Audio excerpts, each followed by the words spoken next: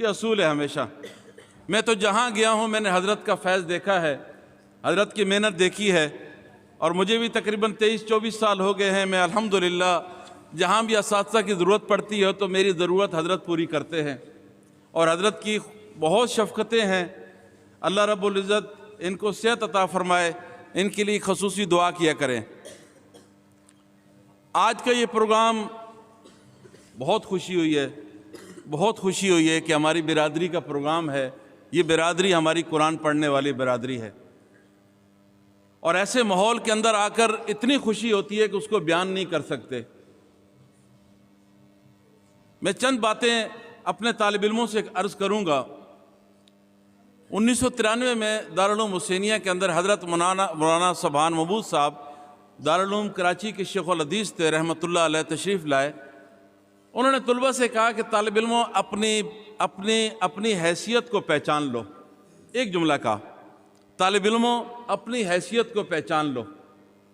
تمہیں اپنی حیثیت کا ہی پتہ نہیں ہے کہ اللہ رب العزت نے آپ کو کتنا بڑا مقام اور مرتبہ دیا ہے۔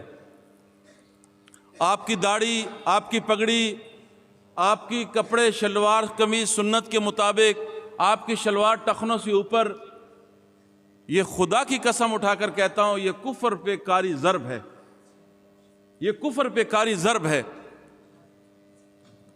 جہاں چند طالب علم فارغ ہوتے ہیں اور ان کی سروں پہ پگڑیاں سجتی ہیں تو کفر لذرتا ہے، اس کو کوئی پرواہ نہیں ہے کہ وہاں یونیورسٹیوں کے اندر ہزاروں اسٹوڈنٹ فارغ ہو گئے، اس کی پرواہ نہیں ہے۔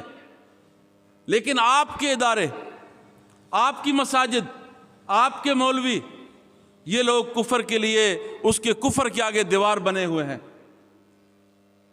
آپ اسمبلیوں کے اندر چلے جائیں، اگر ہمارے قائد محترم اسمبلیوں میں نہ ہوتے، علماء اسمبلیوں میں نہ ہوتے، تو آج تک ممکن ہے، آپ کو یہ بتاتا چلوں کہ آپ کے قانون کے اندر مساجد بنانے کی اجازت نہیں ہے۔ سندھ کی بات کر رہا ہوں، آپ کو پرمیشن چاہیے مسجد بنانے کی، لیکن یہاں کیونکہ ایک نظام ہے، سسٹم چل رہا ہے، تو اس بات کو کوئی پوچھتا نہیں ہے۔ ورنہ اس وقت آپ کے ڈسٹرکٹ نواب شاہ کے اندر بھی یہ قانون موجود ہے کہ آپ کو مسجد آپ نہیں بنا سکتے گورنمنٹ کی اجازت کے بغیر۔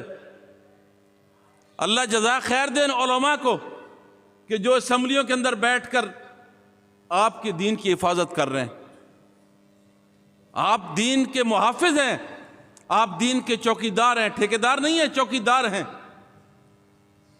آپ کی یہ پگڑی، آپ کی یہ ٹوپی، یہ دین کی چوکیداری کی مثال ہے۔ آپ کی حیثیت کم نہیں ہے۔ مجھے دکھ ہوتا ہے کہ جب طالب علم اپنی شلوار قمیض کے اندر اور ٹوپی کے اندر اپنے آپ کو احساس کمتری کا شکار سمجھتا ہے۔ میں آپ کے پڑوس میں آپ کو دکھانا چاہتا ہوں، یہ بارڈر کراس کرو تو وہاں سارے مولوی ہیں۔ حکومت کس کی آئی؟ مولویوں کی آئی۔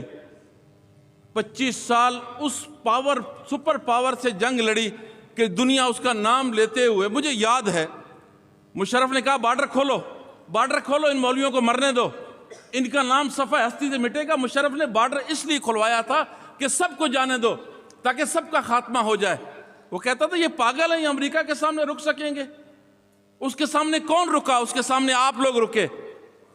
اس کے سامنے کون رکا؟ اس کے سامنے پگڑیوں والے نہ جھکے ہیں نہ بکے ہیں۔ آپ کوئی معمولی نہیں ہو۔ قاری صاحب فرما رہے تھے کہ جھگی سے تعلیم شروع ہوئی ہے، اس لیے کہ ہماری بنیادی درخت کے نیچے ہے تعلیم شروع کرنی۔ یہ جھگی والی تعلیم ختم ہونے والی نہیں ہے۔ آپ کو پتہ ہے وہ ماڈرن مدرسے بنے تھے، آپ حضرات کو علم ہوگا، ماڈرن مدرسے بنے تھے پورے پاکستان میں، میرے خیال میں 3 مدرسے بنے تھے، آج کہاں ہیں؟ کبھی نام سنا ہے؟ یہ وہ جھگی والے جو مدرسے ہیں، جو چھپری والے مدرسے ہیں، یہاں سے نکلنے والے قاری الحمدللہ انقلاب لاتے ہیں پوری دنیا کے اندر۔ اب جب آپ کے سامنے ایک علماء نے حکومت بنا لی ہے تو آپ کو کم از کم احساس کمتری کا شکار نہیں ہونا چاہیے۔ آپ کو اپنے آپ کو بڑا سمجھنا چاہیے، آپ بہت بڑے ہو۔ ہاں ایسا ہوتا ہے، مجھے یاد ہے ہم مدرسے میں بیٹھے تھے، دور سے جیسے وہ دیوار ہے وہاں سے وہ ملا ہڈے ہڈے، ہمیں دکھ ہوتا تھا ہمیں تکلیف ہوتی تھی کہ جب دور سے کھڑا ہوا ایک آدمی جس کو نماز نہیں آتی وہ کہتا ہے وہ ملا ہرے ہرے، تو ہمیں تکلیف ہوتی تھی۔ میں آپ سے پوچھتا ہوں میرے بچوں، آپ یہاں سے 20 کلومیٹر دور 10 کلومیٹر دور کسی گاؤں میں چلے جاؤ اور گاؤں میں جا کر کہو کہ میں سبع عشرہ کا قاری ہوں، اس کو کیا پتا سبع عشرہ کیا چیز ہے؟ مجھے بتاؤ نا، اس کو کیا پتا سبع عشرہ کیا چیز ہے؟ وہ تو یہ لوگ جانتے ہیں، سونے کی قدر کون جانتا ہے؟ وہ داتری بنانے والا تھوڑی جانتا ہے، سونیار جانتا ہے۔ آپ نے قدر نہیں کروانی ہے، آپ نے محنت کرنی ہے، آپ محنت کے مکلف ہیں، آپ نے محنت کرنی ہے، نتیجے کو چھوڑ دو۔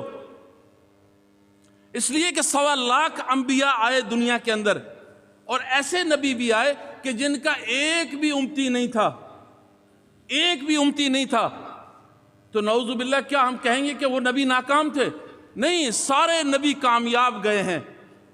ان کو جو اللہ کی طرف سے حکم ملا اس حکم کو بجا لائے وہ، اور اس کے مطابق انہوں نے زندگی بسر کی، اور اس کے مطابق انہوں نے تبلیغ کی۔ وہ احکامات الہیہ امت تک پہنچا دیے انہوں نے اپنا حق ادا کر دیا۔ ایک بھی مسلمان نہ ہو، ایک ہی ان کے مذہب کے مطابق نہ ہو، وہ اس چیز کے مکلف نہیں ہے، وہ محنت کے مکلف ہے۔ ہاں، حکم آئے اور نہ مانے وہ فرعون کہلاتا ہے، وہ ابو جہل کہلاتا ہے۔ آسمانوں سے احکامات آ گئے، نہ ماننے والا حامان، شداد، ابو جہل، یہ ان کی لسٹ میں جائے گا۔ ماننے والا چاہے اس کی آگے ساری زندگی کوئلوں پہ تڑپتے ہوئے گزر جائے، چاہے اس کی ساری زندگی دھوپ پہ کھڑے ہو کر اور بھوکے پیاسے گزر جائے اور اس کو کھانے کے لیے کچھ نہ ملے، تو وہ کامیاب ہے، وہ کامیاب ہے، وہ ناکام نہیں ہے۔ ہمیں صلہ ان سے تھوڑی لینا ہے، لوگوں سے، ہمیں صلہ ان گاؤں والوں سے لینا ہے کہ یار گاؤں والے ہماری قدر نہیں کرتے۔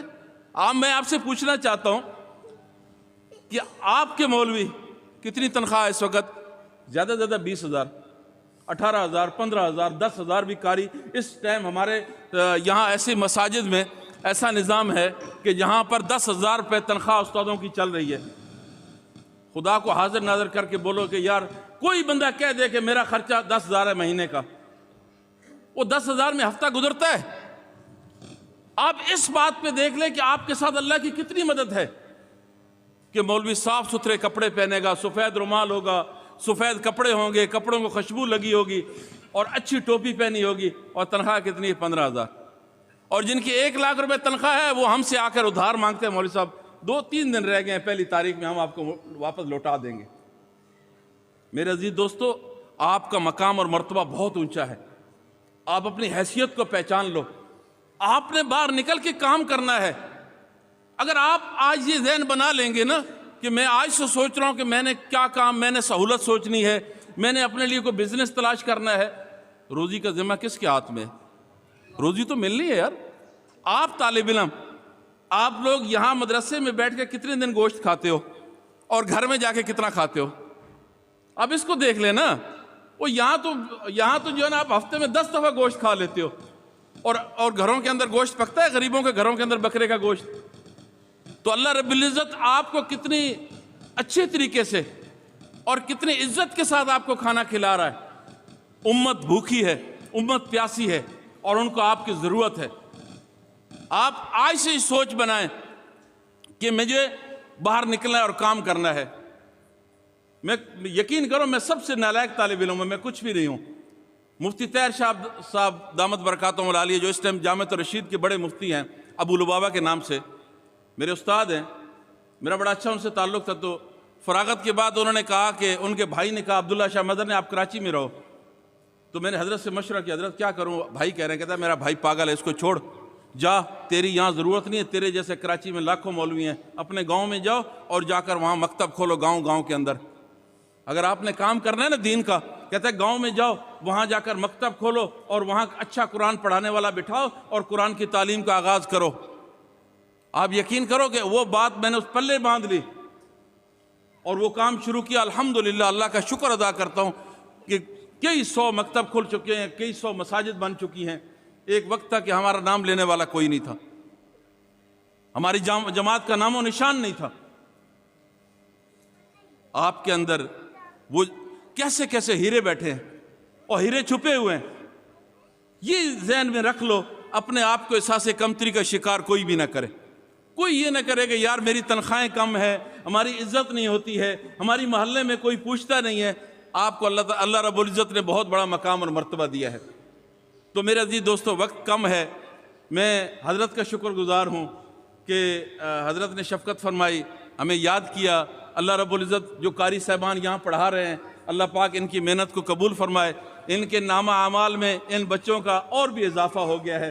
حضرت کے نامہ اعمال میں تو ہزاروں طالب علم ہیں، ہزاروں کا فیض ہے، اور آپ کے قاریوں کے جو نامہ اعمال ہیں ان کے اندر بھی اضافہ ہو گیا ہے. اور والدین خوش قسمت ہیں ان بچوں کے والدین کہ اللہ رب العزت نے ان کو ایسے بچے دیے جنہوں نے قرآن پڑھا اور والدین کے لیے آخرت کا سہارا بن گئے.